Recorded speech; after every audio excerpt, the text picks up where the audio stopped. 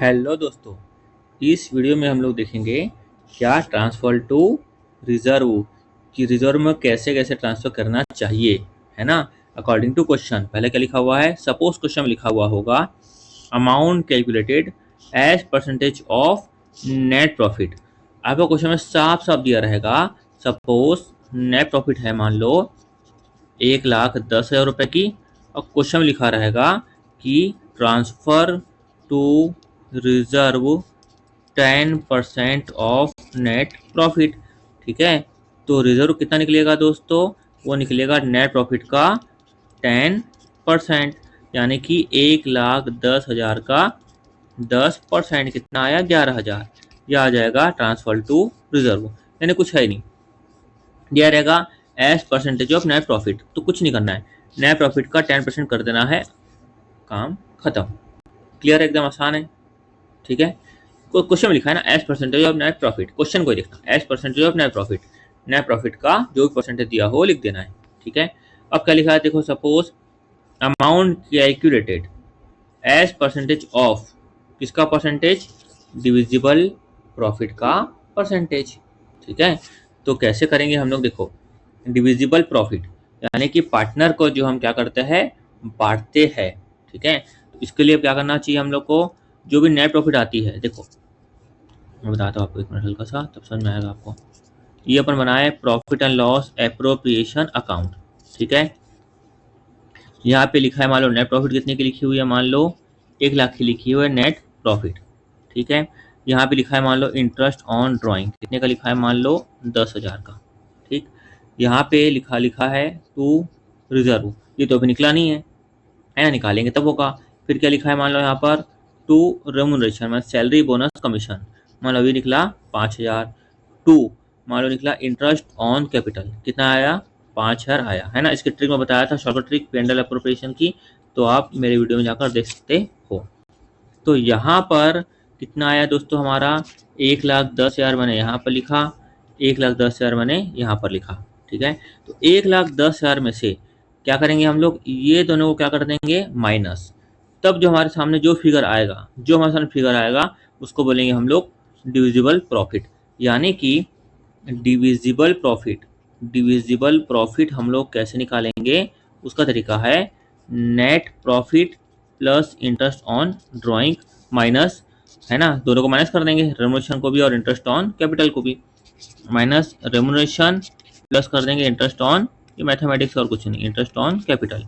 तो कितना आ जाएगा यहाँ पर जो बताया वही, नेट प्रॉफिट कितना था 1,00,000, इंटरेस्ट ऑन ड्राइंग 10,000, माइनस कर देंगे अपन 5 और 5, माइनस 5,000 प्लस 5,000 कितना आ गया यहाँ पर 1,00,000 आ गया।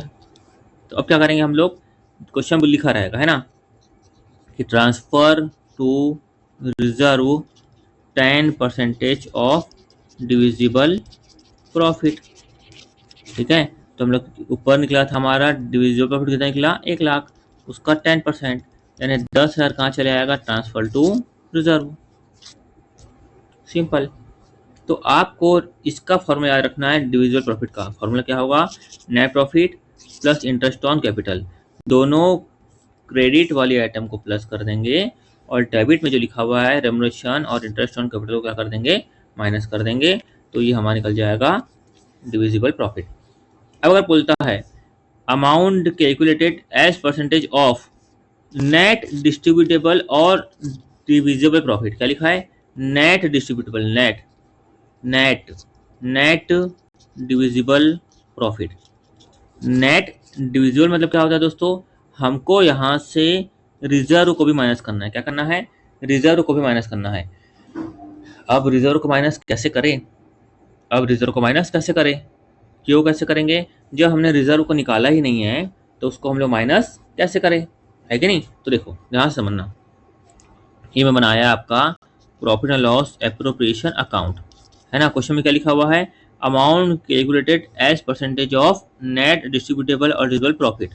ठीक है, तो यहाँ पर मैंने मान लो बनाया profit and loss appropriation account, यहाँ पे आया मान लो नेट प्रॉफिट कितने की आई थी, मान लो लिख लेता हूँ 1,20,000, इंटरेस्ट ऑन ड्राइंग कितने की आई, मान लो 10,000। ठीक है, यहाँ पे मैं लिखा रिजर्व टू रिजर्व, फिर यहाँ पे क्या लिखा मैं टू रेमुनरेशन कितने का आया मान लो 10,000 का आया रेमुनरेशन।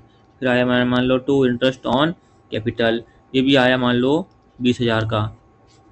ठीक है, क्लियर है यहाँ तक? इसको 10 ले लेता हूँ, ये ले लिए 10। ठीक है, अब क्या लिखा है net net net divisible profit है, किसका? नेट डिविजिबल प्रॉफिट का।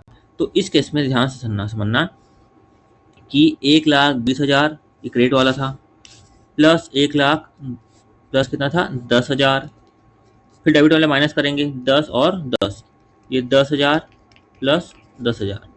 लेकिन इसमें से क्या बोल रहा है, रिजर्व को माइनस करेंगे तब क्या आएगी हमारी, तब क्या आएगी नेट डिविजिबल प्रॉफिट। अब यहाँ पर रिजर्व है ही नहीं तो रिजर्व को हम लोग माइनस कैसे करेंगे? सिंपल सी बात है ना, रिजर्व है ही नहीं तो रिजर्व को माइनस कर पाएंगे क्या अपन? नहीं कर पाएंगे, है कि नहीं? तो इस केस में क्या करें हम लोग, है कि नहीं? इसमें माइनस रिजर्व यानी प्लस रिजर्व लिख देता हूँ मैं, है ना? पूरा ऐसे कर देता हूँ ना, क्या प्रॉब्लम है? तो अच्छे समझ आ जाएगा। -10 कर दिए, -10 कर दिए, बोल रहा माइनस करो रिजर्व को।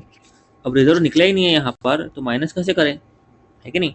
तो इस केस में क्या करना है देखो, 1,20 और 10 कितना हुआ 31, 31 माइनस 20 कि 1,10,000 किसके बराबर है? 110 के बराबर है। तो 10 के बराबर कितना होगा?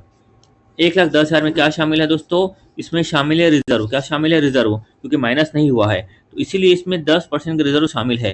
तो इसीलिए ये किसके बराबर है? 110 के बराबर है। तो 10 के बराबर कितना होगा? क्लियर है, समझ में आया? 11th में पढ़े थे अपन ये सब। तो कैसे होगा ये? 0 0 कैंसिल, 11 11 1 कितना आ जाएगा यहाँ पर? 10,000 रुपीज़। क्या आ गया? 10,000 रुपीज़। तो ये क्या आ गया हमारा दोस्तों? रिजर्व। देखो मैं प्रूफ करके दिखाता हूँ। तो देखो टोटल यह क्या आया था मेरा? 1,10,000 क्या आया था ये? Net divisible profit.